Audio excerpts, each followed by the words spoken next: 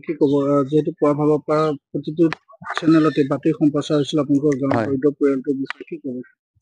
আমি দুয়েটো পৰিয়ালটোৰ বিষয়ে সকলো আমাৰ ৰিপৰ্টাৰসকল আহি পেলাই আমাৰ যিটো কলংপাৰা হালোৱা গাঁৱৰ দৰিদ্ৰ পৰিয়াল কেৰালাই গৈ তাত অকাল মৃত্যু ঘটিছিলে, গতিকে তেখেতসকলৰ সাংবাদিকসকলৰ তৎপৰতাত মুখ্যমন্ত্ৰী দৃষ্টিগোচৰ হৈছে।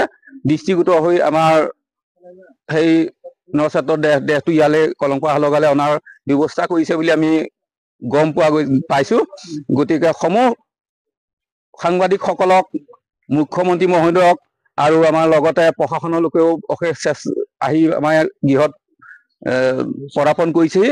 গতিকে সকলোকে মই ধন্যবাদ জনাইছো, যিসকল সাংবাদিকৰ তৎপৰতাত আমাৰ কলংপাৰা হালোৱা গাঁৱলৈ মুখ্যমন্ত্ৰীৰ আদেশত আমাৰ নশ্বৰ দেহটো আহিব। কলংপাৰা মানুহ সকলে দেখি মুখখন দেখিব শেষ পৰ্যায়ত, আৰু সেই পৰিয়ালটোও দেখিব, লগতে তেখেতৰ ল'ৰা ছোৱালী বা পৰিবাৰ সকলোৱে মুখখন দেখিব।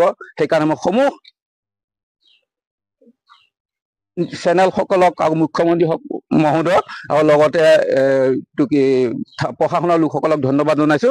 আৰু মোৰ এটা ইয়াতে কৰজীয় নিবেদন আছে, যেনেকে মুখ্যমন্ত্ৰী মহোদয়ে দেহটো অনা ইয়ালৈ সিদ্ধান্ত লৈছে বা আহিব, গতিকে ইয়াৰ পিছত তেখেতৰ পৰিয়ালটোৱে তেখেতৰ একে কণমানি ল'ৰা ছোৱালী দুটা আছে, তেখেতৰ কৰিব পৰা ল'ৰা ছোৱালী নহয়, হাজিৰা কৰিব পৰা ল'ৰা ছোৱালী নহয়, বা তেখেতৰ পৰিবাৰেও হাজিৰা কৰি খাব নোৱাৰে। গতিকে ইয়াৰ পিছতো যাতে সেই পৰিয়ালটোক অকমান মুখ্যমন্ত্ৰী মহোদয়ে সকাহ দিয়ে, মই কৰজোৰে মুখ্যমন্ত্ৰী মহোদয়ক আহ্বান জনাইছো।